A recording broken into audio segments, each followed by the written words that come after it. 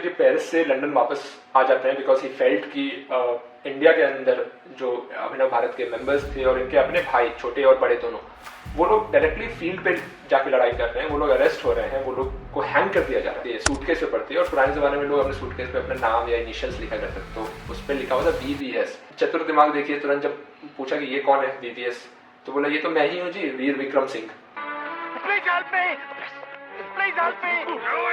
उससे सवाल जवाब करता है सावरकर जी से, तब तक ये दोनों कांस्टेबल आकर के उनको पकड़ लेते हैं और वापस खींच करके शिप के ऊपर ले जाते हैं। तो ये जो लंदन के अंदर उनको पुलिस कैप्चर करती है, उनके अगेंस्ट कुछ लोगों को टेस्टिफाई करवाती है जो कि इंडिया हाउस के ही लड़के थे, और उस टेस्टिफिकेशन के बेसिस पे उनको जेल भेज दिया जाता है। और अब उन पे चलने वाला है ट्रायल्स। तो ट्रायल्स के अंदर क्या चलेगा और फिर फाइनल आउटकम क्या आता है, वो आज हम लोग डिस्कस करेंगे। If you are interested in knowing about it तो बने रहिए हमारे साथ।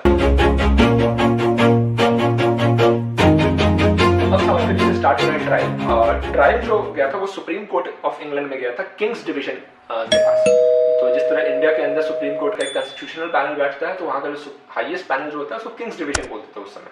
और वहां पे इंटरेस्टिंग बात ये होती है कि एक जो जज थे, जो लॉर्ड एल्वर्स्टन थे, वो एक ऐसे आदमी थे जो खुद अपने यूथ में उन्होंने एक सीक्रेट सोसाइटी बना रखी थी। उसका नाम था यूथ रॉयल एंटीडिलुवियन सोसाइटी। सावरकर में ट्रायल चल रहा है कि वो सीक्रेट सोसाइटी और अभिनव भारत बना रहे हैं और बॉम्ब वगैरह सेंड कर रहे हैं। और just for a fun fact कि जो वहां के जज थे वो खुद इस तरीके की एक्टिविटीज में इन्वॉल्व थे।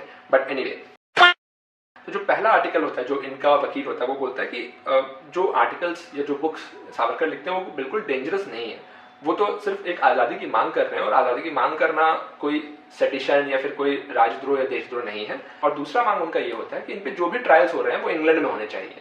क्यों? क्योंकि ओरिजिनली जो इन पे चार्जेस फ्रेम किए थे वो बॉम्बे में फ्रेम हुए थे, इंडिया के अंदर फ्रेम हुए थे, और उनकी डिमांड थी कि इनको एक्स्ट्राडाइट किया जाए इंडिया में। तो उसको रोकने के लिए इन्होंने सबसे पहले इस आर्ग्यूमेंट का यूज किया। तो जो काउंटर आता है प्रोसिक्यूटर से, वो बोलते हैं कि भाई ब्राउनिंग पिस्टल और बॉम्ब मैनुअल ये दोनों भारत में पहुंचाने सावरकर का ही सबसे बड़ा रोल था, और इस तरीके का आर्म्ड अपराइजिंग की कोशिश करना is definitely a threat for crown, threat to the government. तो इसलिए इन पे स्ट्रिक्ट पनिशमेंट इनको मिलना चाहिए।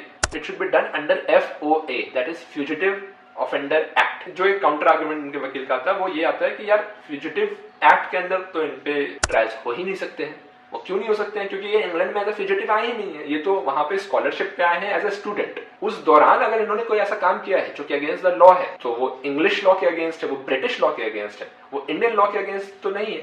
तो उन्हें ट्रायल भी ब्रिटेन के अंदर मिलना चाहिए, एंड डेफिनेटली FOA के अंदर तो नहीं ही मिल सकता, because he is not a fugitive, he is a student on scholarship. जितना भी पिंग पोंग चल रहा था, उसके बाद फाइनली जज का यही जजमेंट आता है कि नहीं इनको एक्स्ट्राडाइट किया जाना चाहिए टू इंडिया। इसके बाद उन लोग कोर्ट ऑफ अपील में जाते हैं और वो अपील भी फेल कर जाता है। इंटरेस्टिंग बात एक देखिए दोस्तों की, जो जज थे उस समय, उनका एक नोटिंग है, this case merited trial in England but we do not want to rule in that favour because it would have displease the King's bench. यानी किंग बेंच को, यानी क्राउन को डिस्प्लीज नहीं करना चाहते थे, इसलिए जानते हुए भी कि वो ट्रायल इंग्लैंड में चल सकता है, इन लोगों ने बोल दिया कि भाई अपने सर पे मुझे नहीं रख लेना है, this person should be extradited and tried in India. ये सब दोगलापन है। इंडिया में ट्रायल्स जो हो रहे थे उसके कुछ प्रॉब्लम्स थे। वो सबसे पहला प्रॉब्लम था कि Savarkar ji could not give evidence in his own behalf. दूसरा प्रॉब्लम था कि वहां पे जो ट्रायल होता वो थ्रू जज होता है, not by jury. Trial by जज और जूरी में डिफरेंस है कि जूरी के अंदर कुछ जो एमिनेंट सिटीजन्स होते हैं वो भी बैठते हैं और उनका भी ओपिनियन लिया जाता है, and obviously those opinion can swing in favour of Savarkar. But जब वो हटा दिया गया तो सिर्फ कौन बैठ रहा है वहां पे? जज बैठ रहा है, और जज कौन है? वो तो खुद ही ब्रिटिश अपॉइंटेड है, तो ऑब्वियसली जो chances of getting a fair trial वो तो वैसे ही डिमिनिश हो जाता है। और सबसे प्रॉब्लमेटिक पार्ट है कि there is no scope for any appeal. Meanwhile ये खबर मिलते के साथ ही इंडिया के अंदर एक ट्राइब्यूनल फॉर्म कर दिया जाता है under Indian criminal law amendment act 1908। Savarkar इस समय जब तक इंग्लैंड के जेल में बंद थे, तो यहाँ पर जो आयरिश रिवॉल्यूशनरीज थे जिनके साथ उनका अच्छा नेटवर्किंग था, तो वो इनको छुड़ाने की बहुत कोशिश करते हैं। इसमें से एक रेवोल्यूशनरी थे, इनका नाम था गैरेट, और ये लोग ऑर्गेनाइज करते हैं कि जब इनका जेल में मूवमेंट हो रहा होगा तो उसी समय लोग किसी अटैक करके इनको रेस्क्यू कर लेंगे। But anyway that plan fail. तुम्हें छुड़ाने की दोनों कोशिशें नाकाम हो गई। डेविड गार्नेट ने भी पूरी तरह से कोशिश की, मगर thank you David. Finally SS Maurya पे इनको बैठा करके अब रवानगी का समय आ गया था। इस शिप को हॉल्ट करना था पेरिस में, तो पेरिस में फिर अगेन वहां पे कुछ रिवॉल्यूशनरीज पहले से थे, तो द ब्रिटिश एंटिसिपेटेड कि वहां पर कुछ अनहोनी ना हो, तो इसके लिए 2 फ्रेंच ऑफिसर्स को भी उन्होंने अपने शिप पे बैठाया, साथ ही एक सीआईडी के सीनियर ऑफिसर पार्कर और इंडिया के से एक डीएसपी को बुलाया गया था जिनका नाम था पावर। साथ ही साथ उनको 3 कॉन्स्टेबल्स दिए गए to escort Savarkar from Britain to India. Meanwhile VVS Iyer जो थे उनके लिए भी लुकआउट नोटिस निकल गया था। अय्यर जी ने क्या किया कि he took on a clothing of a Sikh और वहां से किसी तरह रवाना हो गया। एक बहुत इंटरेस्टिंग मोड तब आता है जब पुलिस ऑफिसर ने को उन पर शक हुआ और वो उनके पास जा करके उनको एक एनवेलप देता है जिसके ऊपर लिखा होता है फॉर वीवीएस अय्यर। तो वो एनवेलप देखते हैं और वो बोल देते हैं नहीं जी ये तो वीवीएस अय्यर के लिए है, मैं तो नहीं जानता इसको। उस ऑफिसर की तब नजर उनकी उन्होंने सूटकेस पे पड़ती है और पुराने जमाने में लोग अपने सूटकेस पे अपने नाम या इनिशियल्स लिखा करते थे, तो उस पर लिखा हुआ था वीवीएस। चतुर दिमाग देखिए, तुरंत जब पूछा कि ये कौन है वीवीएस, तो बोला ये तो मैं ही हूँ जी, वीर विक्रम सिंह।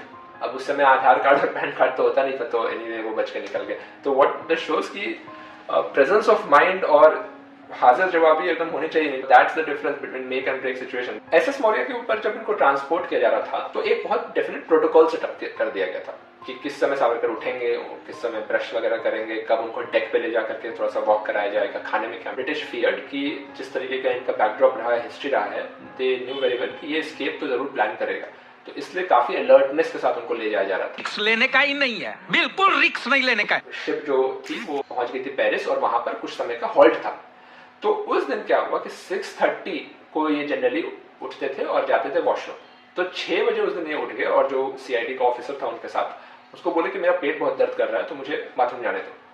तो उसको लगा होगा कि यार ठीक है, we have been observing him for past 4 days और ऐसा कुछ सस्पिशियस तो लगा नहीं है, तो उसने गेट खोल दिया और सावरकर चले गए वॉशरूम। और वॉशरूम के अंदर आधा घंटा हो गया वो नहीं आए। अचानक से कांस्टेबल्स आते हैं 6:30 को, क्योंकि उनका आने का टाइम तो 6:30 था। तो पूछते हैं इससे पार्कर से कि यार कहाँ है सावरकर, एंड ही सेज कि यार ये तो चला गया है, एंड ही सेज कि ये तो वॉशरूम गया है। तो कांस्टेबल्स दौड़े दौड़े वॉशरूम की तरफ जाते हैं और वॉशरूम का जो दरवाजा था उसमें नीचे 2 इंच का गैप था। तो जब नीचे झुक के देखते हैं तो देखते हैं कि यार वहाँ पे एक चप्पल रखा हुआ है, तो उनको लगता है कि अंदर ही बैठा होगा सावरकर। लेकिन 10 मिनट 15 मिनट हो जाता है और कोई अंदर से आवाज ही नहीं आ रहा है किसी तरीके का। तो फिर इनको शक होता है, तब ये जाकर के बाथरूम को जोर जोर से खटखटाने लगते हैं और अंदर से कोई नहीं आवाज आता है, तो उस बाथरूम के गेट को तोड़ देते हैं।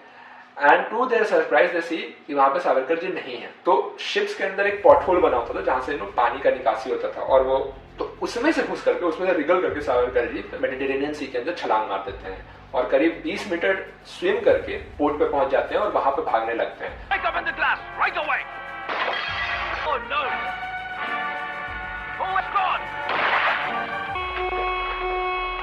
और तब तक कांस्टेबल्स उनको देख लेते हैं और कांस्टेबल्स भी शिप से उतर के उनके पीछे भागने दौड़ने लगते हैं और थीफ चोर कहके उनको दौड़ाने लगते हैं। वीवीएस अय्यर और फ्रांस के अंदर रह रहे बाकी क्रांतिकारी जैसे भिकाजी कामा और श्यामजी कृष्ण वर्मा, इनको पता था कि इनकी शिप यहाँ पे रुकने वाली है। तो दे प्लान कि जब सावरकर ऐसा कूदेंगे या फिर कुछ भी एस्केप प्लान कर रहे हो तो वहां पर जाके अपने कार में कुछ रहा लेंगे and they will escape from there. But unfortunately देखिए, मतलब ये एकदम इंडियन मूवी के जैसा एक सीन है कि उनकी कार डिले हो गई बिकॉज वो रेलवे क्रॉसिंग में फंस गए। अब मीनवाइल जब ब्रिटिश कांस्टेबल्स को दौड़ा रहे हैं, सावरकर जी को दौड़ा रहे हैं रास्ते में, तो एक फ्रेंच कांस्टेबल उनको पकड़ लेता है और ये बोल रहे होते हैं कि I am a political prisoner और मुझे यहाँ पे असाइलम चाहिए, मुझे अपने पुलिस स्टेशन ले चलो। बट फ्रेंच वाले को समझ में नहीं आता है उसको इंग्लिश।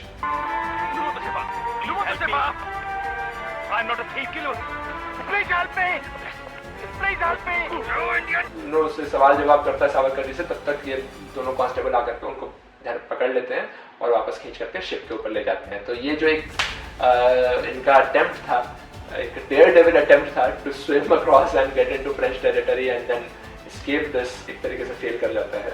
और अब इस समय जो पावर थे और पार्कर थे, जो सीआईडी के ऑफिसर और इंडिया से बुलाए हुए डीएसपी थे, इन लोगों को कोई आता पता नहीं है। मतलब ये तो आराम से मॉर्निंग में अपना ब्रेकफास्ट कर रहे हैं बिकॉज सावरकर को नहलाने धुलाने का जो काम था वो कांस्टेबल्स करते थे। तो जिस समय बैठ करके अपना ब्रेकफास्ट कर रहे थे और शेविंग कर रहे थे और कांस्टेबल्स पकड़ के लाते हैं सावरकर को, तो पूछते हैं यार इतना भीगा हुआ क्यों है, मतलब ऐसा फटे हाल में क्यों है, ऐसा कपड़ा उपड़ा फटा हुआ है। तो वो बताते हैं पूरा कहानी किस तरह ये भाग गया था और हम लोग पकड़ कर लाए हैं और we have saved your race.